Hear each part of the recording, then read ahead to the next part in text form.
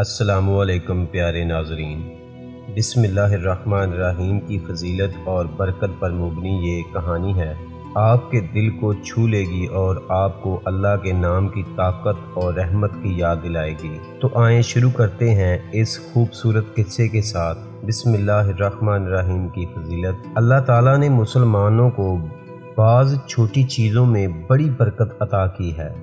بسم اللہ الرحمن الرحیم بھی انہی میں شامل ہے۔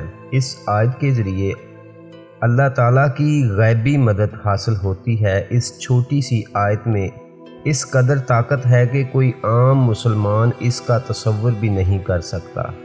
ہمارے پاس بسم اللہ الرحمن الرحیم جیسی قوت و طاقت ہونے کے باوجود اگر ہم مایوس ہوتے ہیں تو یہ بڑی افسوس کی بات ہے۔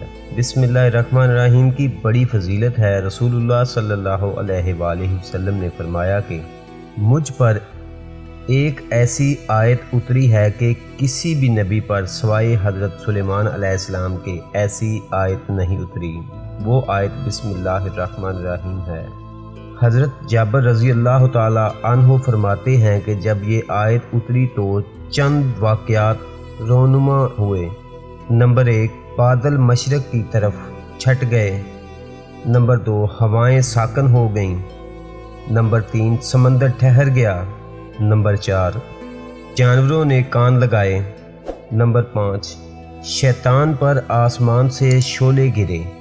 پروردگار عالم نے اپنی عزت و جلال کی قسم کھا کر فرمایا کہ جس چیز پر میرا یہ نام پڑھ لیا جائے گا اس میں ضرور برکت ہوگی۔ بسم اللہ کی مزید فضیلتیں۔ حضرت ابن مسعود رضی اللہ تعالی عنہ فرماتے ہیں کہ جہنم کے 19 دروگاؤں سے جو بچنا چاہتا ہے وہ بسم اللہ پڑھے۔ اس کے بھی 19 حروف ہیں، ہر حرف ہر فرشتے سے بچاؤ بن جائے گا۔ اسی طرح بسم اللہ میں بھی 19 حرف ہیں اور وہاں فرشتوں کی تعداد بھی 19 ہے۔ بسم اللہ کی عملی مثال۔ حضرت محمد صلی اللہ علیہ وآلہ وسلم کی سواری پر آپ کے پیچھے جو صحابی بیٹھے ہوئے تھے ان کا بیان ہے کہ حضور نبی کریم صلی اللہ علیہ وآلہ وسلم کی اونٹنی ذرا پھسل گئی تو میں نے کہا شیطان کا ستیہ ناس ہو۔ آپ نے فرمایا یہ نہ کہو، اس سے شیطان پھولتا ہے اور خیال کرتا ہے کہ گویا اس نے اپنی قوت سے گرایا ہے۔ بسم اللہ الرحمن الرحیم پڑھنے سے کس طرح ذلیل ہو جاتا ہے۔ بسم اللہ کے بغیر کام کی بے برکتی۔ ایک حدیث میں ہے کہ جس کام کو بسم اللہ الرحمن الرحیم سے شروع نہ کیا جائے وہ بے برکت ہوتا ہے۔ بسم اللہ کا قصہ۔ ایک دن کا واقعہ ہے کہ ایک گاؤں میں ایک بوڑھی عورت رہتی تھی جو ہمیشہ بسم اللہ الرحمن الرحیم پڑھ کر اپنے روزمرہ کے کاموں کا آغاز کرتی تھی۔ اس کے پڑوس میں ایک شخص رہتا تھا جو اس کے عقیدے کا مذاق اڑاتا تھا۔ وہ شخص کہتا تھا کہ ایک چھوٹا سا جملہ ہے کیسے کسی کے کاموں میں برکت لا سکتا ہے۔ ایک دن اس شخص نے بوڑھی عورت کو چیلنج کیا کہ وہ اپنے روزمرہ کے کام بغیر بسم اللہ کے شروع کرے اور دیکھتے ہیں کہ کیا ہوتا ہے۔ بوڑھی عورت نے مسکراتے ہوئے کہا میں اپنی عادت نہیں چھوڑ سکتی لیکن تمہارے کہنے پر ایک دن کے لیے کوشش کر سکتی ہوں۔ اس دن بوڑھی عورت نے بسم اللہ پڑھے بغیر اپنے کاموں کا آغاز کیا۔ جیسے ہی اس نے اپنا پہلا کام شروع کیا اس کا ہاتھ زخمی ہو گیا۔ دوسرے کام میں بھی اسی طرح کی مشکلات پیش آئیں۔ ہر کام میں اسے مشکل کا سامنا کرنا پڑا۔ شام کو اس شخص نے بوڑھی عورت سے پوچھا کہ اس کا دن کیسا گزرا۔ بوڑھی عورت نے کہا آج میں نے بسم اللہ کہے بغیر اپنے کام شروع کیے اور ہر کام میں مشکلات کا سامنا کرنا پڑا۔ بسم اللہ کی برکت کتنی عظیم ہے، یہ سن کر وہ شخص حیران ہوا اور اس نے کہا آج سے میں بھی اپنے ہر کام کا آغاز بسم اللہ سے کیا کروں گا۔ بسم اللہ الرحمن الرحیم کی تاثیر۔ بسم اللہ کی تاثیر ایسی ہے کہ یہ نہ صرف ہماری دنیاوی کاموں میں برکت لاتی ہے بلکہ ہمیں روحانی سکون اور اللہ کی قربت بھی عطا کرتی ہے۔ جب بھی ہم کوئی کام بسم اللہ سے شروع کرتے ہیں تو اللہ کی مدد اور برکت شامل ہو جاتی ہے۔ ویڈیو کو لائک کریں اور اچھی ویڈیو دیکھنے کے لیے چینل کو سبسکرائب کریں۔ بسم اللہ کی برکت اور فضیلت کا ایک اور واقعہ بیان کرنے جا رہے ہیں۔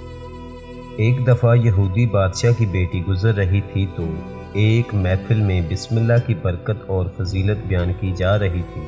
وہ بے حد متاثر ہوئی۔ لڑکی نے اس دن کے بعد ہر کام میں بسم اللہ پڑھنا اپنا معمول بنا لیا۔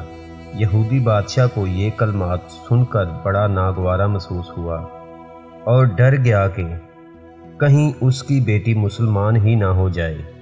اب وہ اپنی بیٹی کی جان کا دشمن بن گیا اور اسے مارنے کے منصوبے سوچنے لگا۔ اس نے سوچا کہ جوان بیٹی کو قتل کروں گا تو لوگ سوال اٹھائیں گے، لہٰذا اس نے ابھی شاہی ہیرے کی انگوٹھی اسے پکڑائی اور کہا، یہ امانت ہے، اپنے پاس رکھ لو، کل تم سے لے لوں گا۔ لڑکی نے بسم اللہ پڑھ کر انگوٹھی بادشاہ کے ہاتھوں سے پکڑی اور بسم اللہ پڑھ کر اپنی پوشاک کی جیب میں رکھ لی۔ جب بیٹی سو گئی تو بادشاہ نے اپنی چال کے مطابق انگوٹھی جیب سے نکلوا کر غلام کو دی اور کہا کہ جاؤ دریا میں پھینک آؤ۔ غلام نے ایسا ہی کیا۔ بادشاہ نے سوچا کہ کل جب بیٹی سے انگوٹھی مانگوں گا تو اس کے پاس تو نہیں ہوگی اور اسے مار ڈالوں گا، لیکن خدا کا کرنا ایسا ہوا کہ غلام نے انگوٹھی دریا میں پھینکی تو اسے مچھلی نے نگل لیا۔ دوسرے دن مچھلی ایک غریب ماہی گیر کے جال میں پھنس گئی۔ مچھلی بے حد خوبصورت اور سنہرے رنگ کی تھی۔ ماہی گیر نے سوچا کہ بادشاہ کی خدمت میں پیش کرتا ہوں تاکہ وہ خوش ہو کر اس کا اچھا معاوضہ مجھے دیں گے۔ لہٰذا بادشاہ کے دربار میں پہنچا تو بادشاہ خوش ہوا، اسے انعام دیا، وہ خوشی خوشی گھر لوٹ گیا۔ بادشاہ نے مچھلی اپنی بیٹی کو دی۔ بیٹی نے بسم اللہ پڑھ کر مچھلی پکڑ لی۔ بادشاہ کو اس بات پر بے حد غصہ آیا۔ سوچا آج تو آخری دن ہے، بسم اللہ پڑھ لے، کل تک زندہ نہیں رہے گی، اور لڑکی سے کہا اسے پکا کر لاؤ۔ باورچی خانے میں گئی اور بسم اللہ پڑھ کر مچھلی کو کاٹنے لگی۔ جب مچھلی کا پیٹ چاک کیا تو اس میں سے بادشاہ کی شاہی انگوٹھی نکلی۔ لڑکی نے بسم اللہ پڑھ کر انگوٹھی پھر سے جیب میں ڈال لی۔ بسم اللہ پڑھ کر مچھلی بادشاہ کے سامنے پیش کی۔ بادشاہ کا جب دربار لگا تو بیٹی کو بلا کر حکم دیا، ہماری شاہی انگوٹھی پیش کی جائے۔ لڑکی نے بسم اللہ پڑھ کر انگوٹھی جیب سے نکال دی۔ بادشاہ یہ دیکھ کر حیران رہ گیا۔ یوں بسم اللہ کی برکت سے لڑکی کی جان بچ گئی۔ بادشاہ یہ سب کیسے ہوا، حقیقت جاننے کے لیے بے چین تھا۔ ایک دن اس نے بیٹی سے پوچھا کہ یہ کلمات تم نے کہاں سے سیکھے ہیں؟ بیٹی نے بتایا، ایک دن میں گزر رہی تھی تو ایک محفل میں مسلمانوں کے بزرگ لوگوں کو بسم اللہ کی برکت اور فضیلت بیان کر رہے تھے۔ میں نے جو کچھ سنا بہت متاثر ہوئی۔ میں نے بھی بسم اللہ پڑھنا شروع کر دیا۔ میرا ہر کام جلد اور آسان ہوتا گیا۔ بادشاہ بھی اسی بزرگ کے پاس گئے اور یہ واقعہ بیان کیا تو جب انگوٹھی غلام نے دریا میں پھینک دی تو اس کے پھینکتے ہی ایک مچھلی نے اسے نگل لیا۔ خدا کا کرنا ایسا ہوا کہ وہی مچھلی تمہارے دربار میں پہنچ گئی، پھر تمہاری بیٹی تک پہنچی۔ اس مچھلی کے پیٹ سے انگوٹھی اسے مل گئی۔ بادشاہ نے بیٹی سے انگوٹھی اور مچھلی کا پوچھا تو اس نے کہا، جی، انگوٹھی مجھے مچھلی کے پیٹ سے ملی تھی۔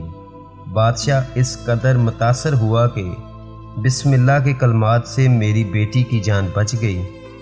تو پورے کا پورا قرآن کس قدر برکت اور کمالات کا حامل